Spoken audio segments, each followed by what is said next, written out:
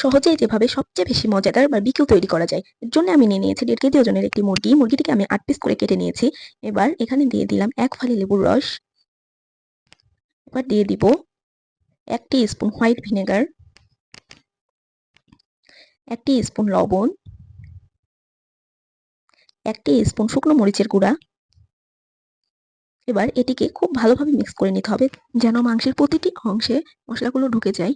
এই মাংসটি যে লেবু ও ভিনেগার দিয়ে মেরিনেট করে রাখা হবে, যার কারণে মাংসের ব্যাড স্মেলগুলো চলে যাবে এবং লবণ এবং মরিচের গুঁড়ার কারণে মাংসের ভেতরে খেতে পাংশে ভাব আসবে না, যার ফলে মাংসের টেস্ট অনেক গুণে বেড়ে যাবে। মাংসটি যখন খুব ভালোভাবে মাখিয়ে নেওয়া হয়ে গেলে ঢাকনা দিয়ে এক পাশে রেখে দিতে হবে 10 মিনিটের জন্য। এবার এটি ঢাকনা দিয়ে এক সাইডে রেখে দিলাম।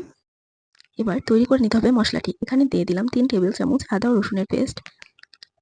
বাজার থেকে কেনা বারবিকিউ মশলা দিয়ে দিলাম 2 টেবিল চামচ। 1 স্পুন আচার ও আচারের তেল মিক্স করে দিলাম। দিয়ে দিলাম হাফ কাপ বাটার মিল্ক, আপনারা চাইলে এখানে টক দই দিতে পারেন।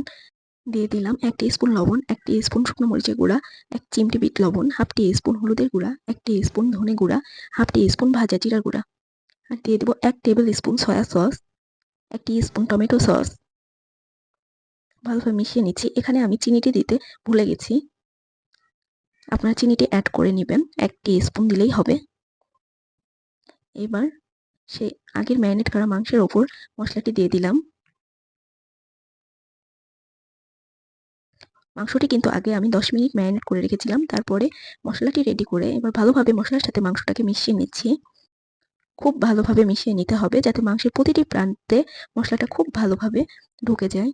মাংসটি কাটার সময় মাঝে হালকা করে চিড়ে দিতে হবে। এই যে দেখেন, আমারটা লক্ষ্য করলে বুঝতে পারবেন, এই যে মাঝে যে এরকম চিড়ে দিয়েছি, এই তো এইভাবে মাংসের প্রতিটি চিরা অংশগুলাতে ভালোভাবে মশলাগুলো ঢুকিয়ে দিতে হবে। মশলা যদি ভালোভাবে মাংসের ভিতরে না ঢোকানো হয় কিংবা ভালোভাবে যদি মেরিনেট না হয়, তাহলে মাংসের ভিতরে পাংশে ভাব থাকবে, যেটা খেতে একদমই মজা লাগবে না। এবার অ্যাড করে দিলাম হাফ কাপ সরিষার তেল। এবার তেলটির সাথে মাংসটি আরেকবার ভালোভাবে মিশিয়ে নিব। তেলটি অবশ্যই দিতে হবে, এই পার্ট একদমই স্কিপ করা যাবে না। এক্ষেত্রে তেলটি না দিলে মাংসটি ড্রাই হয়ে যাবে। এইবার ঢাকনা দিয়ে ঢেকে মাংসটিকে 6 ঘন্টার জন্য মেরিনেট করে রেখে দিতে হবে। এই যে চলে আসলাম 6 ঘন্টা পর, কয়লা জ্বালিয়ে নিয়েছি। এবার বারবিকিউ স্ট্যান্ডকে খুব ভালোভাবে তেল মাখিয়ে নিচ্ছি, কারণ বারবিকিউ স্ট্যান্ডে তেল ব্রাশ না করে নিলে মাংসটি স্ট্যান্ডের সাথে লেগে লেগে যাবে, যার ফলে মাংসটি খুলে খুলে আসবে। এর জন্য অবশ্যই বারবিকিউ স্ট্যান্ডের তেল ব্রাশ করে নিতে হবে। এই যে এবার এক এক করে প্রতিটি মাংসের পিস দিয়ে দিচ্ছি। প্রতিটি মাংসের পিস যখন দেওয়া হয়ে যাবে, তখন উপর দিয়ে হালকা করে সরিষার তেল ব্রাশ করে দিতে হবে। আসলে আমার এই পার্টটি স্কিপ হয়ে গেছে, যার কারণে আমি বলে দিলাম, আপনারা অবশ্যই তেলটি দিয়ে দিবেন। আমার স্ট্যান্ডটি ফাঁকা থাকছিল, যার কারণে আমি এখানে 2টি মাছও অ্যাড করে দিয়েছি। এই তো মাংসটি দেওয়ার 10 মিনিট পরে মাংসগুলোকে উল্টিয়ে দিচ্ছি। প্রতি 10 মিনিট পর পর মাংসগুলোকে উল্টিয়ে দিতে হবে এবং উপর দিয়ে হালকা করে তেল ব্রাশ করে দিতে হবে। উপর দিয়ে যদি তেল ব্রাশ না করে দেন, তাহলে মাংসটি উপর থেকে অনেক ড্রাই হয়ে যাবে, যার জন্য অবশ্যই মাংসে সরিষার তেলটি ব্রাশ করতে হবে, যার ফলে মাংসটি অনেক সফট হবে এবং জুসি হবে। এই তো আবার পরবর্তী 10 মিনিট পরে আমি মাংসগুলোকে আরো একবার উল্টিয়ে দিলাম।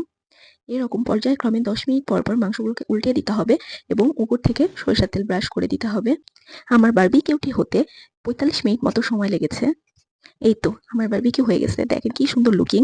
আর এই বারবিকিউ খেতে রেস্টুরেন্টের চেয়েও অনেক বেশি মজা। আপনারা যদি একবার বাসায় ট্রাই করেন, তাহলেই বুঝবেন রেস্টুরেন্টের বারবিকিউ আর খেতেই চাইবেন না। সো অবশ্যই একবার ট্রাই করে দেখবেন বাসায়, তাহলে